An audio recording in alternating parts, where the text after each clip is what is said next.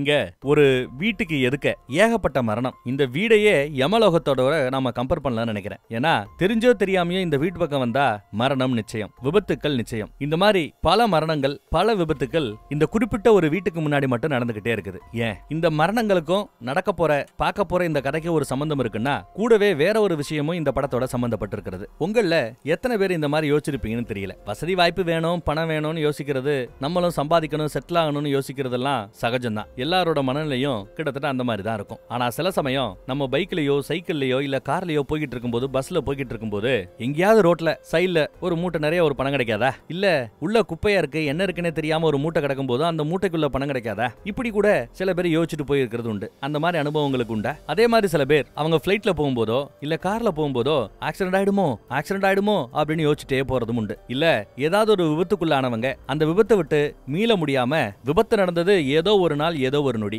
ஆனா அத ஒவ்வொரு நொடியும் நினைச்சு வாழ்வையே இழந்துகிட்டு இருக்கிற பல பேர் இருக்கிறாங்க. இவங்க எல்லாருக்கும் காமனா ஒரு பேர் உண்டு, மனநோயாளி அப்படின்னு. ஆனா அதோட சதவிகிதம் தான் வித்தியாசப்படும். இதுக்கும் இந்த படத்துக்கும் என்ன சம்பந்தங்கிறத ஷார்ப் கார்னர்னு 2024 வந்த இந்த படத்தோட கதையை பார்த்தா உங்களுக்கே புரியும். போலாமா ஸ்டோரிக்குள்ள? இந்த படத்தோட ஸ்டார்டிங் சீன்ல எடுத்ததுமே நம்ம ஹீரோவோட குடும்பம் பொட்டி பிடிக்கையை கட்டிக்கிட்டு பழைய வீட்டை வித்துட்டு ஒரு புது வீட்டுக்கு வந்து செட்டில் ஆறாங்க. சிட்டிக்குள்ள கையன்னு இருக்கிற அந்த சத்தத்தை எல்லாம் வேணான்னு விட்டுட்டு ஒதுக்குப்புறமா ரோட்டுக்கு மேல ஒரு அழகான வீட்டை வாங்கி இருக்காங்க. நல்ல ரேட்டுக்கு வீடு கம்மியா வந்திருக்குது போல. ஹீரோயின் கூட பாருங்க ரொம்ப சந்தோஷமா இருக்கிறா. இவள ஒரு ஃபேமஸான டிவி சீரீஸ்ல நாம பார்த்திருப்போம். இல்ல நான் பேசல, பர்சனலா பார்த்திருக்கிறேன். அந்த டிவி சீரீஸ் எனக்கு ரொம்பவே பிடிக்கும். அதோட பேர் தெரிஞ்சவங்க யாராவது இருந்தீங்கன்னா கமெண்ட்ல போடுங்க. ஸ்டோரிக்குள்ள போலாம். இப்போ வீட்டுக்கு வந்தாச்சுங்க. பையன் ஓடி போய் எல்லாத்தையும் வேகமா ஓடி போய் பாக்குறான். நல்லா இருக்குன்னு. அப்பா அம்மா இருக்க வேண்டிய அந்த பெரிய ரூமை பார்த்துட்டு இதான் மாஸ்டர் பெட்ரூம், இதை நான் எடுத்து பேணுவான். டே ஓ ரூம் இங்க இருக்குடா அப்படின்னு இந்த பக்கம் ரூமை காட்டுறாரு. இது சின்னதா இருக்கு, எனக்கு பயமா இருக்குது, ஏதோ ஒரு ஸ்மெல் அடிக்குது, கெட்ட ஸ்மெல் அடிக்குதுன்னு கதவை திறந்து விட்டு ஜன்னல் கதவை திறந்து விட்டு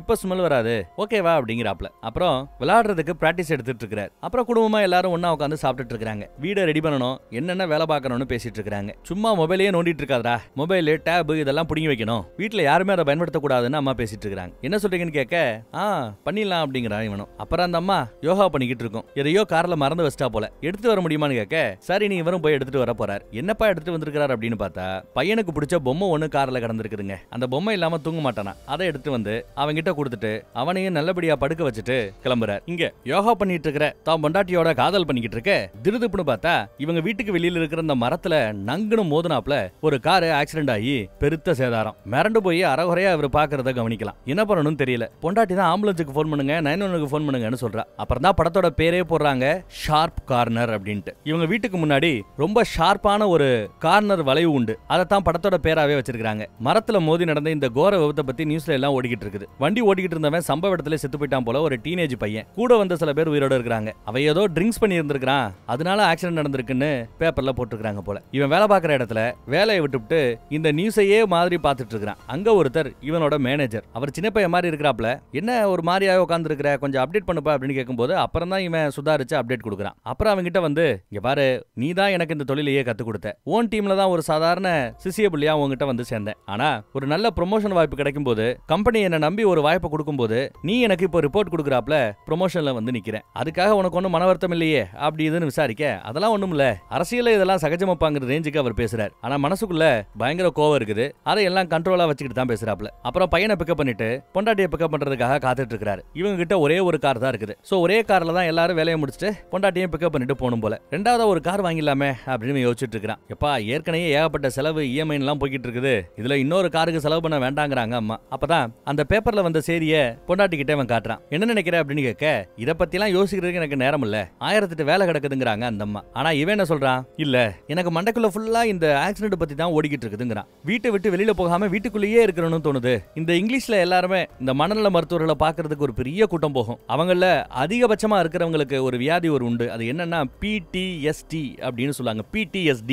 ஒருவேளை எனக்கு அந்த மாதிரி வியாதி வந்துருச்சோ அப்படின்னு வண்டி ஓட்டிட்டே கேட்பாங்க. இந்த அம்மா அதை பெருசா கண்டுக்கல, காமெடி பண்றியான்னு கேக்குறாங்க. அந்த டீனேஜ் பையன் வண்டி ஓட்டிட்டு வந்தவன் செத்து போயிட்டான் பார்த்தேல அப்படின்னு பேசும்போது புள்ள முன்னாடி இதெல்லாம பேசுவீங்க, படத்துல இருக்கிற கதையை பத்தி அப்பா பேசிட்டு இருக்கிறாரா கண்ணுக்குட்டி அப்படின்னு பையனை பொத்தி வைக்கிறாங்க அம்மா. அப்புறம் வீட்டுல வால்பேப்பர் எல்லாம் ஒட்டி ஓரளவு வீட்டை அழகுபடுத்துற வேலையை, பெயிண்ட் அடிக்கிற வேலையெல்லாம் நம்ம பையன் பார்த்துட்டு இருக்கிறான். பையன் அந்த பக்கம் மரத்துக்கு அந்த பக்கத்துல விளையாண்டுட்டு இருக்காங்க. அங்கதான் நேத்து ஆக்சிடென்ட் ஆகி அவ்வளவு பெரிய சேதாரம் நடந்துச்சு. அந்த இடத்துல விளையாடுறத பார்த்ததான் அம்மாவுக்கு பிடிக்கல, குடுகுடுன்னு ஓடி போய் பையன் அங்க இருந்து கூட்டு போறாங்க. அங்க இன்னும் உடஞ்சு போன சில ஐட்டங்கள்லாம் விழுந்து கிடக்குது. இதையெல்லாம் கொஞ்சம் கிளீன் பண்ணுங்கன்னு சொன்னதும் அதையெல்லாம் எடுத்து பொறுக்கி போட்டு கிளீன் பண்ணி குப்பை எல்லாத்தையும் எடுத்து சரி பண்ணிட்டு இருக்கிறார். அப்போ ஒரு கார்ல வந்த ஒரு குடும்பம் காரை ஒரு மூலையில நிப்பாட்டி இவங்க வீட்டுக்கு பக்கத்துல அந்த ரோட்டை ஒட்டினாப்புல ஒரு இடத்துல சிலுவை மாதிரி ஒன்ன கீழே ஊனி அங்க ஒரு அஞ்சலியை செலுத்திட்டு இருக்காங்க. அப்ப என்ன அர்த்தம், இதுக்கு முன்னாடி இவங்களுக்கு வேண்டப்பட்ட யாரோ ஒருத்தவங்களுக்கு இங்க ஆக்சிடென்ட் நடந்திருக்குது, இறந்து போயிருக்காங்க. அங்கதான் இப்ப இறுதி அஞ்சலியும் செலுத்திட்டு போறாங்க போல தெரியுது.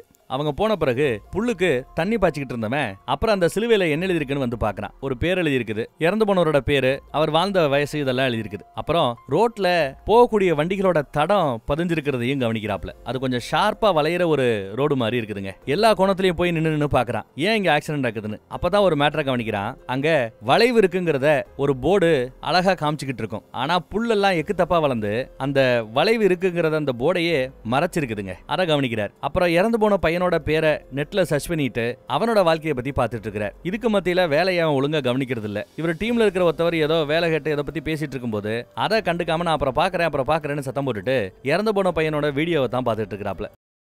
அப்புறம் நண்பர்கள் சொந்தக்காரங்களோடலாம் சேர்ந்து ஒரு டின்னர் சாப்பிட்டுட்டு இருப்பாப்ல. அப்போ அங்கேயும் மறுபடியும் டாபிக் வர ஆரம்பிக்கிறது என்னன்னா இந்த ஆக்சிடென்ட்களை பத்தி தான். அது இந்த அம்மாவுக்கு சுத்தமா பிடிக்கல. எப்ப பார்த்தாலும் ஆக்சிடென்ட் அதை பத்தியே பேசிட்டு இருக்கானேன்னு இவங்களுக்கு கொஞ்சம் வருத்தம். அப்புறம் வேலையை பத்தி பேசலாம்னு யோசிச்சா வேலையில இவருக்கு ப்ரொமோஷன் கிடைக்கல. இவங்கிட்ட சிசிய புள்ளியா இருந்த ஒருத்தவன் அந்த வேலையை தட்டிட்டு போயிட்டான். இருந்தாலும் எனக்கு ஒன்றும் பெரிய விஷயங்கிற ரேஞ்சுக்கு ஒரு பேசிட்டு இருப்பார். உயர்ந்த ஒரு லட்சியம் இருக்கணும், ஒரு நோக்கம் இருக்கணும். லட்சியமே இல்லாம இப்படி வாழ்ந்துட்டு இருக்கிறார் என் புருஷங்கிறாப்ல அந்த அம்மா சொல்லும் போல. மறுபடியும் அப்படியே டாபிக் இந்த காரு ஆக்சிடென்ட், இறந்து போன அந்த பையன், அப்புறம் புதுசா ஒருத்தன் இறந்து போய் அங்க சிலுவையை வச்சுட்டு போனாங்க இல்ல, இங்க நிறைய ஆக்சிடென்ட் நடக்குதுன்னு அதை பத்தியே பேச ஆரம்பிக்க இவளுக்கு டென்ஷன் அதிகமாயிட்டே இருக்குதுங்க. சந்தோஷமா இருக்கலாம், மித்த விஷயத்த பேசலாம்னு சொல்லி தான் நண்பர்களை சொந்த பந்தத்தை கூட்டு வருது. இங்க வந்து பார்த்தாலும் இப்படி இல்லாம நடக்கணும் அப்படின்னு நினைக்கிறாவ. அப்புறம் எல்லாத்தையும் கழுவி வச்சிட்டு இருக்கும்போது பயபுள்ள காதல் பண்ணவரை எரிஞ்சு விழுகிறாங்க. அவங்க எதுக்கு தேவையில்லாத விஷயத்தெல்லாம் அவங்க கிட்ட பேசிட்டு இருக்கிறீங்கன்னு சத்தம் போட ஆரம்பிக்கிறாங்க. இங்க வந்ததே ஒரு மன நிம்மதியை தேடித்தான். இங்கேயும் அந்த நிம்மதி கிடைக்கலன்னா எப்படின்னு கேட்கறா. நியாயமான கேள்விதான். சரி படுக்க போறேன்னு அவர் கிளம்பிட்டார். அடுத்த நாள் காலையில முதல் வேலையா ஒரு ரம்பத்தை எடுத்துட்டு வந்து அந்த வளைவு இருக்குன்னு சொன்ன அந்த போர்டை சுத்தி இருக்கிற அந்த புற்களை வெட்டுறார். இப்போ வளைவு இருக்குங்கிறது கொஞ்சம் நல்லா தெரியும் போல. அப்புறம் ராத்திரி வெளியில உட்காந்துக்கிட்டு போற வர அந்த வண்டிகளையே பார்த்துக்கிட்டு சரக்கு அடிச்சுக்கிட்டு இருக்கிறார். ஒவ்வொரு வண்டியை கிராஸ் பண்ணி போகும்போதும் இவர் மனசு ஒரு மாதிரி படபடக்குது. இந்த வண்டி இடிக்குமோன்னு எதிர்பார்க்கிறார். மேபி ஆக்சிடென்ட் நடக்கணும்னு எதிர்பார்க்கிறாரோ என்னவோ. படுக்க வழியான அந்த அம்மா கூப்பிட்டா கூட சரக்கு அடிச்சுட்டு தான் வருவேன், முடிச்சுட்டு தான் வருவேன் அடம்பிடிக்கிறார். அப்புறம் ஃபேமிலியை வெளியில கூட்டு போலாமேன்னு வெளியில கூட்டு போறாங்க. அம்மா போட்டோ எடுக்கும்போது மட்டும் சிரிச்சாப்ல போஸ்ட் கொடுக்குறது. அப்புறம் மறுபடியும் நினப்பு ஃபுல்லா அந்த ஆக்சிடென்ட் பத்தி நினைச்சிட்டு இருக்கிறான். குழந்தை ஏச்சிக்கு புட்டியா ஓடிக்கிட்டு இருக்குங்க. ஓடி போய் குழந்தைய நிப்பாட்டும் போது அங்க இந்த சுத்தியில எடுத்து ஓங்கி அடிச்சா பெரிய பெரிய பொம்மையை கொடுப்பாங்களாம். இவரை அடிச்சு பாக்குறாரு, எவ்வளவு அடிச்சாலும் போக மாட்டேங்குதுங்க. சில்லறை எல்லாம் காலியா அடிச்சு இப்போ வரைக்கும் பெருசா எதுவும் சாதிக்கல. சின்ன பொம்மை கூட கிடைக்கல. பையன் வருத்தப்படும் போது ஒரு பெரிய பொம்மையை ஃப்ரீயா கொடுக்குறாரு கடைக்காரர். நன்றி சொல்றாரு நம்ம ஹீரோவும். அப்புறம் அந்த பொம்மையை தூக்கிட்டு காரை ஓட்டிட்டு மறுபடியும் வீட்டு நோக்கி போய்கிட்டு இருக்காங்க. போற வழியில இருக்கிற வளைவை பார்த்தாலாம் இவருக்கு அந்த மறுபடியும் அந்த ஆக்சிடென்ட் மேட்டர் தான் ஞாபகத்துக்கு வருங்க. வீட்டுல பையன் அடிக்கி வச்சு விளையாண்டுட்டு இருப்பான். இவரு பார்பிக்யூ பண்ணிக்கிட்டு இருக்காரு. நைட்டு சாப்பாடு அரேஞ்ச் பண்ணிட்டு இருக்காரு. அதே சமயம் பெருசா ஒரு சவுண்ட். என்னடான்னு ஓடி போய் பார்த்தா அந்த வளைவுல 2 வண்டி இடிச்சுக்கிட்டு ஒரு வண்டி ஆக்சிடென்ட் ஆயிடுச்சு, இன்னொரு வண்டி அங்க இருந்து போயிடுச்சுங்க. ஆக்சிடென்ட் ஆன வண்டியில ஒருத்தர் உசுருக்கு போராடிக்கிட்டு இருக்காரு. நீங்க ஆக்சிடென்ட் ஆயிடுச்சு, ஆம்புலன்ஸ் கால் பண்ணிருக்கிறோம், உதவி எப்பவுமே வரும் அப்படின்னு சொல்றாப்ல. அங்க ஒருத்தங்க வண்டியை திருப்பிட்டு போறாங்க. இவன் ஹாய் சொல்லுவான், நிப்பாட்டுங்க சொல்லுவான். யாரும் நிப்பாட்டல, யாரும் உதவிக்கு வரல, கிளம்பி போயிட்டே இருக்காங்க. நான் இங்க பக்கத்து வீட்டுல தான் தங்கி இருக்கிறேன், ஒண்ணு இல்ல அமைதியா இருங்க அப்படின்னு பேசிட்டு இருக்கும்போது கொஞ்ச நேரத்துல அவரோட மூச்சு நின்னு போச்சு. அவரோட போன் கிடக்கும். அதை ஆம்புலன்ஸ் வண்டி வரதுக்குள்ள இவர் எடுத்துக்கிறார். எஸ், அதுல ஒரு கால் வருது, பொண்ணோட கால்னு நினைக்கிறேன். போலீஸ் வரதுக்கு முன்னாடி அந்த போனை எடுத்து பின்னாடி ஒளி வச்சுக்கிறாப்ல. அப்புறம் ஆம்புலன்ஸ் போலீஸ் வண்டி எல்லாம் வருது. எல்லாத்தையும் அப்புறப்படுத்திட்டு இருக்காங்க. வீட்டுக்குள்ள இவர் வருத்தப்பட்டுக்கிட்டு இருக்கிறார். எனக்கு மட்டும் சிபிஆர் பண்ண தெரிஞ்சிருந்தா, சிபிஆர்னா இந்த செயற்கை சுவாசம் கொடுப்பாங்க, இந்த நெஞ்ச போட்டு நங்கு நங்கு நங்கு நங்குன்னு அமுக்கி நின்னு போன இதயத்தை மறுபடியும் ஓட செய்வாங்கல்ல, முதலுதவி கொடுப்பாங்கல்ல, அது எனக்கு தெரியாது. அது தெரிஞ்சிருந்தா நான் அவரை காப்பாத்திருப்பேன். என்னாலதான் அவர் செத்து போயிட்டாங்க ரேஞ்சுக்கு பேசிட்டு இருக்கிறாப்ல. என்னையாச்சு உனக்கு, ஏன் அந்த மாதிரி எல்லாம் யோசிக்கிற?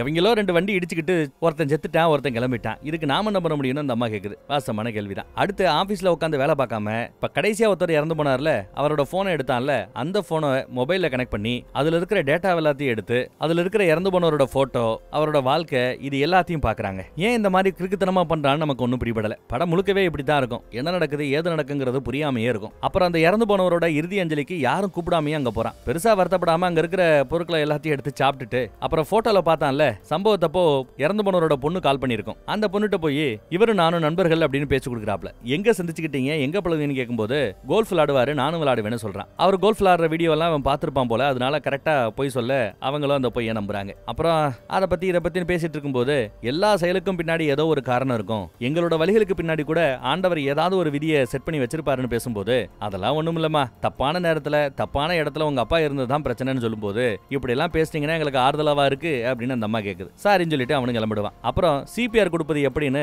இவர் ஸ்பெஷல் கிளாஸ் எடுக்கிறதுக்கு போறார். வேலை வெட்டியை விட்டுவிட்டு அங்க சின்ன சின்ன பொம்மைகளை வச்சு தான் கிளாஸ் எடுத்துட்டு இருப்பாங்க. இந்த மாதிரி ஒரு பொம்மை எனக்கு விலைக்கு எடுக்குமா, 50 ரூபா தரேன், 100 ரூபா தரேன், 1000 ரூபா தரேன்னு ரேட்டை ஏத்திட்டே போறான். 2000 ரூபா கூட தரேங்கிறாங்க. இல்லங்க இதெல்லாம் விற்பனைக்கு இல்ல, ஆனா 2000 ரூபா கொடுத்து நீ வாங்குறதா இருந்தா பெரிய பொம்மையை வாங்கிக்கலாம்ல அப்படின்னு சொல்றாப்ல. எஸ், பெரிய பொம்மை ஆன்லைன்லயே கிடைக்கும் போல தெரியுது. ஆபீஸ்ல பார்த்தா ஆபீஸ்ல இதே வேலையா தெரிஞ்சிட்டு இருந்தா மேனேஜர் கூப்பிட்டு உட்கார வச்சு, எப்பா நீ வேலை வெட்டியை பார்க்காம வேற மாதிரி தெரிஞ்சிட்டு இருக்கிற, இதெல்லாம் சரிப்படுறாப்ல எனக்கு தெரியல, அதனால உன்னை வேலையை விட்டு தூக்குறேன் டாப்ல. இன்னையா வேலை விட்டு தூக்குறீங்களா? ஆமா, உன்ன மாதிரி ஒரு ஆளை வச்சுக்கிட்டு என்னால எதுவும் செய்ய முடியாது, கொஞ்சம் பார்த்து அப்படின்னு பேசும்போது, இல்ல இனிமே கரெக்டா இருப்பேங்கிறாங்க. கரெக்டா இருக்கணும், இல்லனா அவ்வளவுதானே எச்சரிக்கை கொடுத்துதான் மேனேஜர் அனுப்பிச்சு வைக்கிறார். அடுத்து ஜோரா மழை பெஞ்சிட்டு இருக்குது. பையன் அம்மா குளிப்பாட்டிக்கிட்டு இருக்காங்க. பையன் முடியெல்லாம் பிச்சுக்கிட்டு இருக்கான் போல, முடியெல்லாம் நிறைய இல்லாம இருக்குது பாருங்க. ஏன்டா முடியெல்லாம் பிக்கிற, என்னடா பண்ற அப்படின்னு விசாரிக்க அவன் யோசிச்சுக்கிட்டே இருப்பான். அப்புறம் திட்டாத மாதிரி நல்ல விதமா கேட்கும்போது இவன் தான் முடியை பிப்பான் போல தெரியுது. அந்த முடியை எங்க பிச்சு ஒளி வச்சிருக்காங்க கூட காட்டுறாங்க. ஏகப்பட்ட முடியை இந்த மாதிரி பிச்சு பிச்சு வச்சிருக்கான். உடனே பையனுக்கு ஏதோ மனதளவுல பிரச்சனை இருக்குன்னு சொல்லிட்டு ஒரு மனநல மருத்துவரை பார்க்கறதுக்காக போறாங்க. நடந்த இந்த ஆக்சிடென்ட், அங்க ஏற்பட்ட இழப்புகள், இதனால அவனுக்கு ஏதாவது வியாதி வெட்ட வந்திருக்குமா அப்படின்னு அம்மா விசாரிக்கிறா. அப்புறம் நடக்கிற அந்த விபத்துகள் எல்லாம் பார்க்கும்போது ஒரு வார் ஜோன்ல வாழ்றாப்புல இருக்குது. எங்க வீட்டுக்கு முன்னாடி தான் ஏகப்பட்ட பேர் வந்து சாகுறாங்க. நடக்கிறதெல்லாம் பார்த்துட்டு எனக்கு கூட தலையை பிச்சுக்கணும்னு தோணுது. என் புள்ள பிக்கிறதுல ஒன்னும் தப்பு இல்ல போல அப்படிங்கிற நேரத்துல பேசுறாங்க அம்மா. ஆனா அப்பாவோ இல்ல நடந்த சம்பவங்கள் எதையுமே அவன் நேர்ல பார்க்கல. இறந்து போனவர் முகத்தை எதையும் அவன் பார்க்கல. ஒன்லி சத்தத்தை மட்டும் தான் அவன் கேட்டிருக்கிறான். இது காரணமாக இருக்காது அப்படின்னு அப்பா சொல்றாரு. ஒரு அப்பாவா பையனை நல்லா தான் வளர்த்துக்கிட்டு இருக்கிறாப்ல எங்களுக்கு தோணுதுங்கிறாரு அவரு. மேபி ஸ்கூல்லயோ இல்ல டே கேர் சென்டர்ல சேர்த்து விடுவாங்க போல, டியூஷன் சென்டர் மாதிரி வச்சுக்கோங்களேன், அங்க கூட ஏதாவது நடந்திருக்குமோ என்னவோங்கிறாரு அப்பா. அங்க வச்சு அம்மா என்ன சொல்றாங்க, எதுக்கு வம்பு, இவ்வளவு சாவு நடக்கிற அந்த வீட்டை பேசாம வித்துடலாம், வேற இடத்துக்கு போயிடலாம் அப்படிங்கிறாங்க. தொடர்ந்து ஒரு ஆபத்துக்கு கீழேயே நம்மளால வாழ முடியாதுல அப்படிங்கிறாங்க அம்மா. ஆனா அவன் என்ன சொல்றான், இல்ல வீடுதான் காரணம்னா வீடை விற்கிறத பத்தி யோசிக்கலாம், டே கேர் ஃபெசிலிட்டியில ஏதாவது நடந்திருக்கலாம், ஸ்கூல்ல ஏதாவது நடந்திருக்கலாம், அங்கெல்லாம் நான் போறேன் என்ன ஏதுன்னு விசாரிக்கிறேன், உண்மையை கண்டுபிடிக்காம அரோகரையா முடிவெடுக்க கூடாது, வீட்டை காலி பண்ண கூடாதுங்கிறாரு அப்பா. பையனை டே கேர்ல போய் பாத்துக்கிறீங்கன்னா புரியல அப்படிங்குது அவ. இல்லப்பா டே கேருக்கு பதிலா நானே பையனை பாத்துக்கிறேன் அப்படிங்கிறாரு அவரு. நீங்க பையனை பாத்துக்கிறீங்கன்னா அப்புறம் வேலைக்கு என்ன பண்ணுவீங்க அப்படின்னு அந்த அம்மா கேட்கும். இல்ல ஒர்க் ஃப்ரம் ஹோம் போட்டுக்கிறேன், கொஞ்ச நாளைக்கு நான் வீட்டுல இருந்தே கூட பையனை பாத்துக்கிறேன், பையனோட முன்னேற்றம் ஏதாவது ஆரோக்கியத்துல முன்னேற்றம் இருக்குதா அதை பார்த்துட்டு முடிவு பண்ணலாங்கிறாப்ல. அப்ப நான் எப்படி வீட்டுக்கு வருவேன்னு கேட்கும்போது ரெண்டாவது ஒரு கார் வாங்கிக்கலாங்கிறா. இப்படி மனநல மருத்துவர் முன்னாடியே இவங்க ரெண்டு பேரும் சண்டை போட்டுட்டு இருக்காங்க. ராத்திரி அந்த அம்மா பக்கம் திரும்பினா அவங்க அந்த பக்கம் திரும்பி படுத்துக்கிறாங்க. உள்ளேயே கொஞ்சம் குலுங்கி அழுகுறாங்க பாவம். அவ்வளவு மன அழுத்தம் அவங்களுக்கு இருக்குது. ஆனா இவன் ஒண்ணுமே நடக்காத மாதிரி இருக்கிறான். அப்புறம் கால் வரும் ஆபீஸ்ல அந்த வேலை இந்த வேலைன்னு. அப்புறம் பாக்குறேன் பிஸியா இருக்கிறேன்னு சொல்லிட்டு பையனை ஸ்கூல்ல இருந்து டைரக்டா பிக்கப் பண்ணிட்டு போறார். டே கேருக்கு விடல, இவரே பாத்துக்க போறாரு போல. வீட்டுல ரெண்டாவது வண்டி வாங்கணும்னு சொன்னாங்கல்ல, ஒரு சாப்புலர் வண்டி வாங்கிட்டாங்க போல. வீட்டுல வச்சு புக்ல கதை படிக்கிறதெல்லாம் சொல்லி கொடுத்துட்டு இருக்காரு. பையனுக்கு ஸ்நாக்ஸ் எல்லாம் பண்ணி கொடுப்பாப்ல. டேப் எல்லாம் யூஸ் பண்ண கூடாதுன்னு அம்மா சொல்லுச்சுல, ஆனா அதையெல்லாம் மீறி டேபை கொடுக்குறான் பாருங்க. சரி எதுக்கு இப்போ ஒர்க் ஃப்ரம் ஹோம்ல இருக்கிறான்னா சிபிஆர் கொடுப்பது எப்படிங்கறத யாருக்கும் தெரியாம இவன் ரகசியமா அந்த பொம்மைகளை வச்சு ட்ரை பண்ணிக்கிட்டு இருக்கான், பயிற்சி எடுத்துட்டு இருக்கான். அப்புறம் அம்மா வருது, இவன் சமைக்கிறதெல்லாம் பார்த்துட்டு டேஸ்ட் அப்படி இருக்கு இப்படி இருக்குன்னு நல்லபடியா பேசிட்டு இருக்காங்க. வீட்லயே இருக்கணுங்கிறது இவனோட நினைப்பு. ஏன்னா வீட்லயே இருந்தாதான் ஆக்சிடென்ட் நடக்கும்போது இவன் அதை பார்க்க முடியும்னு நினைக்கிறான். ஆனா அம்மா என்ன சொல்றாங்க, சும்மா வீட்ல உட்காந்துட்டு இருக்கிறதுக்கு டேபை நோண்டிக்கிட்டு இருக்கிறதுக்கு பதிலா கராத்தே கிளாஸ்ல சேர்த்து விடலாம், பையனுக்கு நல்லதுன்னு பேசுறாங்க. இதுல அவனுக்கு விருப்பமே இல்ல. ஆனா ஆல்ரெடி இவங்க பேர் கொடுத்துட்டாங்களாம். என்ன கேட்க மாட்டியா, எல்லா முடிவும் நீயே எடுத்துட்டு இருக்கிறேங்கிறான். குழந்தை நல்லதுக்காகத்தான் கராத்தே கிளாஸுக்கு போய் விட்டுட்டு வந்து பிக்கப் பண்ற வேலையை பாத்துக்கங்கன்னு சொல்லிட்டு அந்த அம்மா போயிடுச்சுங்க. அப்புறம் கராத்தே கிளாஸ்ல மத்த லேடிஸ்க்கு மத்தியில இவரு உட்கார்ந்துட்டு இருக்காரு. ஆபீஸ் காலோ வீட்டு காலோ வந்து அதெல்லாம் எடுக்கிறது இல்ல. அப்புறம் கராத்தே கிளாஸ் முடிச்சிட்டு பையனை கூட்டிட்டு தான் வீட்டை நோக்கி போகையில அந்த வளைவுக்கு பக்கத்திலேயே நிறைய வண்டி நிக்கிறத பார்த்து, நிறைய ஆம்புலன்ஸ் போறத பார்த்துட்டு இவருக்கு ஷாக். வண்டியை நிப்பாட்டிட்டு பையன் எங்கேயும் போயிடாத இங்கேயே இருந்து சொல்லிட்டு ரொம்ப ஆர்வமா அந்த விபத்து பகுதியை பாக்குறதுக்காக ஓடியாராருங்க. ஓடியாந்து பார்த்தா அங்க நெருப்பு பத்தி எரிஞ்சிட்டு இருக்குது. ஒரு வண்டி மொத்தமும் எரிஞ்சிட்டு இருக்குதுங்க. நெருப்பு அணைக்கிறதுக்கு நிறைய பேர் முயற்சி பண்றாங்க. அப்புறம் ஒரு வழியா நெருப்பு அணைச்சு உள்ள எரிஞ்சு கிடந்த ஒருத்தவரோட பாடியை தூக்கிட்டு போறாங்க. அதையெல்லாம் இவன் பக்கத்துல வந்து பார்த்துட்டு இருக்கும்போது, சார் தள்ளி இருங்க கிரைம் சீன் அப்படின்னுவாங்க. இல்ல நான் இந்த வீட்டுல இருக்கேன்னு சொல்லும்போது, யாராவனா இருந்துட்டு போ, தள்ளி இருந்து வேடிக்கை பாருங்கிறாப்ல. இவனுக்கு அந்த சிபிஆர் கொடுக்கணுங்கிறது ரொம்ப ஆர்வம். அதையே ஒருன்னு பார்த்துட்டு இருப்பான். தள்ளி போய் நிலுப்பான்னு தள்ளி உட்கார வச்சிட்டாங்க, நிக்க வச்சிட்டாங்க. அங்க லோக்கல் நியூஸ் சேனல் ஒன்னு இன்டர்வியூ எடுத்துட்டு இருக்கிற இடத்துல இவனை பார்த்துட்டு இன்டர்வியூ கொடுப்பா அப்படின்னு கேள்விகள் கேட்க இவனு இன்டர்வியூ கொடுத்துட்டு இருக்காங்க. அப்புறம் தான் யோசிக்கிறான், ஐயோ புள்ளைய கார்ல விட்டமே என்னாச்சுன்னு குடுகுடுன்னு ஓடி போய் பார்த்தா புள்ள அங்க இல்ல. புள்ளைய காணாமேன்னு தேடிட்டு இருக்கும்போது அம்மா வந்துருச்சு. புள்ளைய என்ன காண விட்டுவிட்டு என்னங்க பொறுப்பு இல்லாம தெரியுறீங்கன்னு அம்மா வேக வேகமா ஓடியாருதுங்க. பார்த்தா எரிஞ்சு போய் கிடக்கிற அந்த காருக்கு முன்னாடி போய் நிக்கிறான். குழந்தைய தூக்கிட்டு அழுதுகிட்டே இவங்களும் உள்ள போயிடுறாங்க. இந்த மாதிரி ஒரு விஷயத்த புள்ள முன்னாடி பேசுறதே தப்புன்னு யோசிக்கிற இடத்துல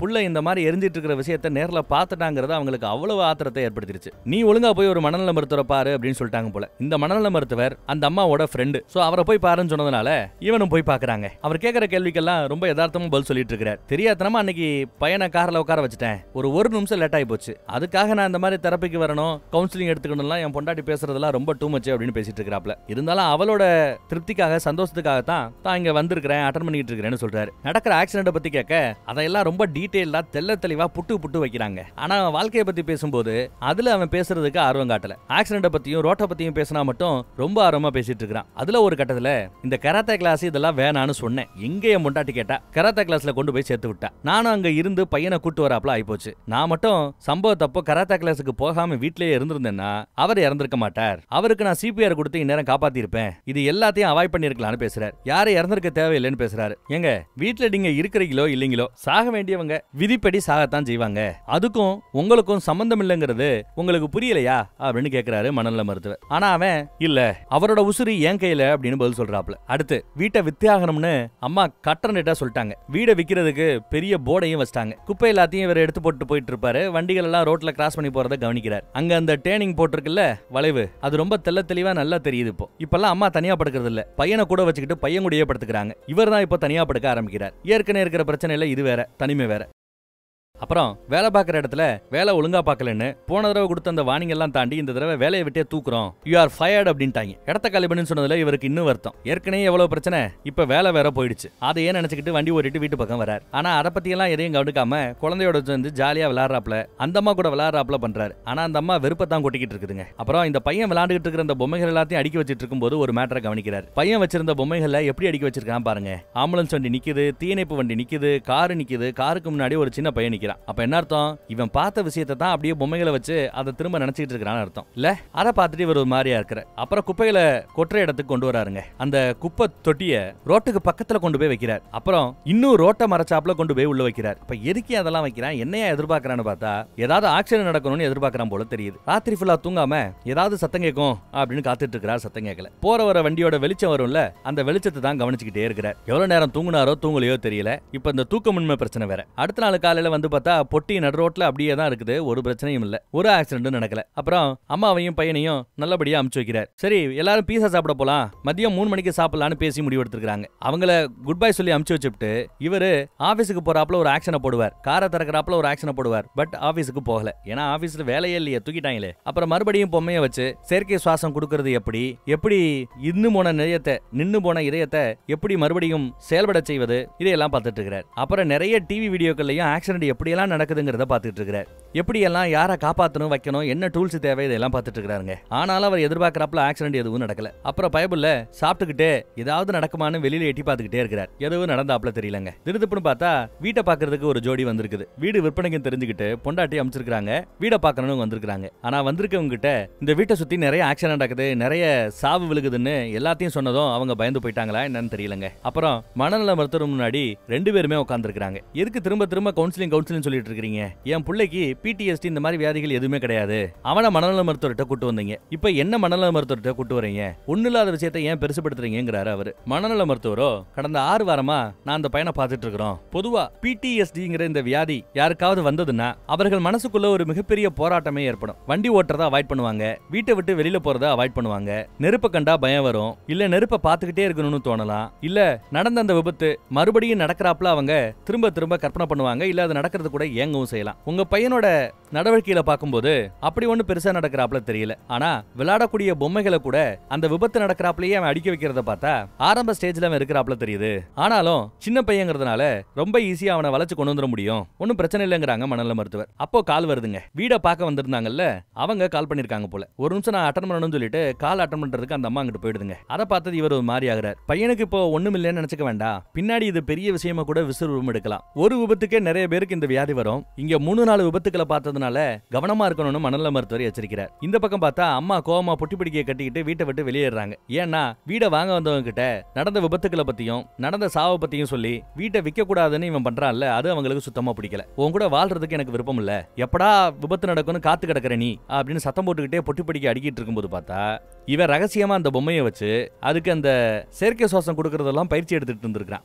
அதை பார்த்தது இந்த அம்மா இன்னும் பயந்து போச்சு. ஆளை விடுறா சாமி, உன்னை விவாகரத்து பண்றேன், கூடிய விரைவில் நோட்டீஸ் வரும்னு சொல்லிட்டு புள்ளைய கூட்டிட்டு அவங்க கிளம்பிடுறாங்க. இவன் என்னதான் பின்னாடி கெஞ்சிட்டு இருந்தாலும் அவங்க இறங்கி வராப்ல தெரியல. ஏண்டா நடக்கிற விபத்தெல்லாம் மறுபடியும் நடக்கணும்னு ஆசைப்படுறியா அப்படின்னு கேக்குறாங்க. இல்லப்பா, ஏதாவது ஒரு விபத்து நடந்தா ஆம்புலன்ஸ் வர்றதுக்கு 10 நிமிஷம் ஆகும், அதுக்குள்ள அவங்க உசுறு போயிட்டா, அதனால தற்காப்புக்காக தெரிஞ்சு வச்சுக்கிட்டேங்கிறவாப்ல அவரு. மத்தவங்களுக்கு உதவி பண்ண நினைக்கிறது தப்பா அப்படின்னு கேக்குறேன். இல்லங்க தப்பே இல்ல அப்படின்னு சொல்லிட்டு அந்த அம்மா கார் எடுத்துட்டு கிளம்பிடுச்சுங்க. பார்த்தா விவாகரத்து நோட்டீஸ் வந்திருக்கு. வீட்டை வித்துட்டு வரக்கூடிய அந்த பணத்தை சரிபாதியா பிரிச்சுக்கலாம் அப்படின்னு சொல்லி இருக்காங்களா அம்மா. அப்புறம் பையனை வாரத்துல எத்தனை முறை பார்க்கலாம் வைக்கலாங்கிறதெல்லாம் கோர்ட்டு முடிவு பண்ணணும்னு ஒரு வக்கீல் மூலமா தெரியப்படுத்துறாங்க. அதை தவிர ஒன்னும் வேற சொத்து பத்துன்னு ஒண்ணு இல்ல போல. இப்ப வீடை விற்கிறதுக்காக மறுபடியும் ஒரு போர்டை செட் பண்ணி வைக்கிறான். வீடை நீட்டா ரெடி பண்றான். அங்கங்க இருக்கிற பேட்ச் ஒர்க் எல்லாம் சரி பண்றான். அப்பையும் அந்த பக்கம் இந்த பக்கம் கார் போயிட்டு இருக்குமா, அதை கவனிச்சுக்கிட்டே இருக்கிறார். வாய்ப்பு கிடைக்கும் போது குழந்தை கூட விளையாடுவான். அது கூட பாட்டிமா கூடயே நின்னு குழந்தைய அவன் பாத்துக்கிறானா வச்சுக்கிறானாங்கிறத கவனிச்சுக்கிட்டே இருக்குது. பாக்குற வாரத்துக்கு 1 நாள் 2 தடவை குழந்தைய பாக்குறதுக்கு அனுமதி உண்டு. அந்த சமயம் கூட பொண்டாட்டி வரதில்ல. இது இன்னும் இவனுக்கு பிரச்சனை தான். அப்புறம் வீட்டை வித்துட்டு கிடைக்கிற பணத்துல உன் ஸ்கூலுக்கு பக்கத்திலே ஒரு வாடகை வீட்டுக்கு வந்து செட்டில் ஆயிடுறேன், உன்னை ஸ்கூல்ல அடிக்கடி பாப்பேன் அப்படின்னு வாக்கு கொடுக்குறாரு அப்பா. அப்புறம் வீட்டுல நிறைய ரெனோவேஷன் ஒர்க் பண்றானா இல்ல கோவத்துல கண்ணாபின்னான்னு போட்டு உடைக்கிறானான்னு தெரியலங்க. அப்பையும் பாருங்க சாப்பிடும்போது கூட ரோட்டை பாத்துக்கிட்டே தான் தின்றான். அப்புறம் சூப்பர் மார்க்கெட்ல இருக்கும்போது ஏதோ கால் வருதுங்க. வீடை பாக்குறதுக்கு யாரோ வராங்கன்னு தெரிஞ்சுக்கிட்டதும் அப்படியே ஐட்டங்களை போட்டுட்டு குடுகுடுன்னு வீட்டுக்கு ஓடியாரார். வீட்டை பார்த்தவங்களுக்கு வீடு ரொம்ப பிடிச்சு போச்சு போல. ரேட்டும் கொஞ்சம் ரீசனபிளா தான் சொல்றாங்களாம். அதனால வீடை வாங்கிக்கிறோங்கிறாங்க அவங்க. சோ வீடையும் வித்தாச்சுங்க. இப்ப எல்லாத்தையும் காலி பண்ணி கொடுக்கணும். நாளைக்கு வீடு இன்னொருத்தவங்களோடது. இன்னைக்கு எல்லாத்தையும் நான் ரெடி பண்ணிட்டு இருக்கேன். வேன்ல எல்லாத்தையும் ஏத்திட்டு மொத்தத்தையும் காலி பண்ணிடலாம், நாளைக்கு காலையில கொடுத்துடலாம் அப்படின்னு பேசிட்டு இருக்கிறேன். அப்புறம் பையனை வீடியோ கால்ல காட்டணும்னு கேட்டிருப்பார் போல. வீடியோ கால்ல பையனும் வந்து பேசிட்டு இருக்கான். அப்பா ஸ்கூலுக்கு பக்கத்திலே ஒரு வாடகை வீட்டுக்கு வந்துருண்டா கண்ணுக்குட்டி அப்படின்னு பேசிட்டு இருக்காரு அவரு. ஆனா அம்மா மூஞ்சி கொடுத்தே பேசாம போனை கட் பண்றாங்க. இதுல வேற அந்த பக்கத்துல ஒரு சவுண்ட் கேக்குது. இன்னொருத்தன் சவுண்ட். யாரு? அந்த அம்மா ஏதோ பாய் ஃப்ரெண்ட பிடிச்சிருச்சோ என்னவோ தெரியல. இன்னும் வெக்ஸ் ஆகி போயிட்டான். நல்லா சரக்கடிச்சிட்டு ஐட்டங்களை ஃபுல்லா வண்டியில ஏத்திக்கிட்டு இருக்காங்க. அப்புறம் மலையில நனைஞ்சாப்லயே எப்படி வலிக்கு விழுகிறான்னு பாருங்க. மழை பெஞ்சிருக்கு, நடக்கிற இடமே இவ்வளவு வழுக்குதுன்னா ரோட்ல தண்ணி நிக்குது. காரும் அதே மாதிரி வழுக்கும்ல, ஆக்சிடென்ட் நடக்குமே அப்படின்னு ஆர்வமா எதிர்பார்க்கறான். நடந்து நடந்து பாக்குறான், வழுக்குதான்னு செக் பண்ணி பாக்குறான். நல்ல வழுக்குதுங்க. ஆனாலும் கார் எதுவும் ஆக்சிடென்ட் ஆகாம போகுது. என்னடா அது, ஏன்டா கார் எல்லாம் ஆக்சிடென்ட் ஆகாம போகுது அப்படின்னு பார்த்தா ராத்திரி நேரம். நல்லா யோசிச்சு பாருங்களேன், இவன் வீட்டுக்கு முன்னாடி நடந்த விபத்துக்கள் எல்லாமே பாத்தீங்கன்னா கிட்டத்தட்ட பகல்லையே தான் நடக்குது, ராத்திரி நடக்கிறது இல்ல. ஏன்னா ராத்திரி வீட்டுல லைட் எரியும். அந்த ஷார்ப் கார்னர்ல திரும்ப வரவங்க அங்க லைட்டை பார்த்துட்டு அங்க வீடு இருக்கு, அங்க ஒரு திருப்பம் இருக்குங்கிறத புரிஞ்சுக்கிட்டு திருப்பிட்டு போறாங்க போல. அதை புரிஞ்சுக்கிட்ட பைய வீடு முழுக்க இருக்கிற எல்லா லைட்டையும் ஆஃப் பண்றாங்க. ஆஃப் பண்ணி போட்டு அடுத்த விபத்துக்காக காத்து கிடக்குறான். ஒரு வண்டி வருது, ஆனா லைட்டா ஸ்லிப் ஆகி அப்புறம் சுதாரிச்சு அந்த வண்டி போயிடுச்சுங்க. இன்னும் ஆத்திரம். இவன் டூல்ஸ் பாக்ஸ் எல்லாம் வச்சிருப்பான். யாராவது விபத்துக்குள்ள உள்ளாகி வந்தாங்கன்னா அவங்களோட கார் கண்ணாடியோ கார் கதவை எப்படி உடைக்கிறது, எப்படி அவங்கள வெளியில கொண்டு வரதுங்கிறதுக்கு ஒரு டூலே வச்சிருக்கான். முதலுதவி பெட்டியும் வச்சிருப்பான், ஃபர்ஸ்ட் எய்ட் பாக்ஸ் எல்லாத்தையும் ரெடியா வச்சுக்கிட்டு அன்னைக்கு ராத்திரி காத்துட்டு இருக்காங்க. ஒரு பெரிய லாரி கடந்து போகுது. என்னடா ஆக்சிடென்ட் ஆக மாட்டேன்னு சொல்லி புல்லுக்கு அடிக்க வேண்டிய தண்ணிய அந்த வளைவுல இருக்கிற ரோட்டு பகுதியில நல்லா அடிச்சு விடுறாங்க. ஏற்கனவே மலையில ஈரமா கொஞ்சம் ஸ்லிப் ஆகுது, இன்னும் தண்ணியை அடிச்சு விட்டுருக்கான். அப்ப இன்னும் ஸ்லிப் ஆகும். அதோட நிக்கல, அந்த டேர்னிங்க்கு ஒரு போர்டு இருக்குல்ல, ரம்பத்தை எடுத்துட்டு வந்து அந்த போர்டை அறுத்து போடுறான். இப்போ விபத்து நடந்தே ஆகணும்னு குறுக்க மறுக்க பூனை மாதிரி சுத்திக்கிட்டே இருக்காங்க. 1 2 3 எண்ணிக்கிட்டு இருக்கான். நடக்கணும் நடக்கணும் நடக்கணும்னு மனசெல்லாம் படபடத்துக்கிட்டு இருக்குது. இந்த எக்ஸாம் ரிசல்ட்டுக்காக சில பேர் வெயிட் பண்ணிட்டு இருக்கும்போது ஒரு ஃபீலிங் வரும் பாத்தீங்களா, ஒரு உணர்வு இருக்கும் பாருங்க, நெஞ்சு படபடன்னு அடிச்சுக்கிட்டு அந்த மாதிரி படபடன்னு அடிச்சுக்கிட்டே இருக்குது. ஆனா எவ்வளவு நேரம் காத்து கிடந்தா அப்படின்னு தெரியல. ஒரு ஸ்டேஜுக்கு மேல தூங்கிட்டானோ என்னவோ, படு வேகமா வந்த வண்டி ஒண்ணு டப்பு டப்புன்னு தடம்புருண்டு இவன் மூட்டு முன்னாடி குப்புற விழுந்து கிடக்குதுங்க. அதை பார்த்ததும் பயபுள்ள முடிச்சிட்டான். இல்ல ஏற்கனவே ரெடியா இருக்கிற பொட்டிகளோட தயாரா இருக்கிறாங்க. தூங்கவே இல்லைன்னு நினைக்கிறேன். வண்டி கவுந்து கிடக்குது. உள்ள ஒரு அம்மா தலையிலா தொங்குது. இதை நான் காப்பாத்துறேன்னு கதவை திறக்கிறதுக்கு முயற்சி பண்றான். கையில வச்சிருக்கிற டூல் அந்த கோடாரியை வச்சு திறக்க முயற்சி பண்ணா அது உடஞ்சு போயிடுச்சுங்க. அடுத்து வந்த ஒரு வண்டி நின்னு ஆம்புலன்ஸுக்கு கால் பண்றாங்க. அப்புறம் இவன் சிஸ்டர் எல்லாம் வச்சு சீட் பெல்ட் எல்லாம் கட் பண்ணி உள்ள இருந்த அந்த அம்மாவை வெளியில தூக்கி வந்து போட்டான். அந்த ஷாக்கிங்ல அவங்களுக்கு இதயம் நின்னு போச்சு போலங்க. இவனுக்கு தான் சிபிஆர் கொடுக்க தெரியும்ல, செயற்கை சுவாசம் கொடுத்து நெஞ்ச போட்டு அமுக்கு அமுக்கு நம்பிக்கிட்டு இருக்கான். அவன் எவ்வளவு நேரம் அமுக்கிட்டு இருக்கான், இன்னும் சரியா வந்தாப்ல தெரியல. இப்பதான் அவனுக்கு அவன் பண்ண விபரீதம் என்னன்னு புரியுது. ஐயோ தேவையில்லாம ஒருத்தைய கொன்னுட்டோமோ அப்படின்னு கொஞ்சம் மாறி பதட்டத்துல திரும்ப திரும்ப செயற்கை சுவாசம் கொடுக்கறான். திரும்ப திரும்ப நெஞ்ச போட்டு அமுக்குறான். நாடி திரும்ப செக் பண்ணி பாக்குறான், எதுவும் இல்ல. ஐயோ அப்படின்னு உட்காந்து அழுதுட்டு இருக்கும்போது டப்புன்னு அவங்களுக்கு இதய துடிப்பு வந்துருச்சுங்க. போர்வை எல்லாம் போட்டு நல்லா சூடா உடம்ப வச்சுக்கிறாங்க. அந்த அம்மா தேங்க்யூ அப்படின்னு சொல்லுது. அப்புறம் ஆம்புலன்ஸ் வந்துருச்சு. ஆம்புலன்ஸ்ல அவங்கள ஏத்திட்டு போயாச்சுங்க. அப்புறம் பைபிள்ல கடைசியா ஒரு சிரிப்பு சிரிப்பான் பாருங்க, அதோட படத்தை இந்த இடத்துல முடிச்சிட்டாங்க. அவ்வளவுதான், படம் முடிஞ்சு போச்சு. என்னடா இப்படி மொட்டையா படத்தை முடிச்சா என்னடா அர்த்தம், என்னதான்டா படத்துல சொல்ல வராங்க அப்படின்னு கேக்குறீங்களா? இந்த படத்தோட ஸ்டார்டிங் சீன்ல கையில ரம்பத்தை எடுத்துட்டு போவான். எதுக்கு?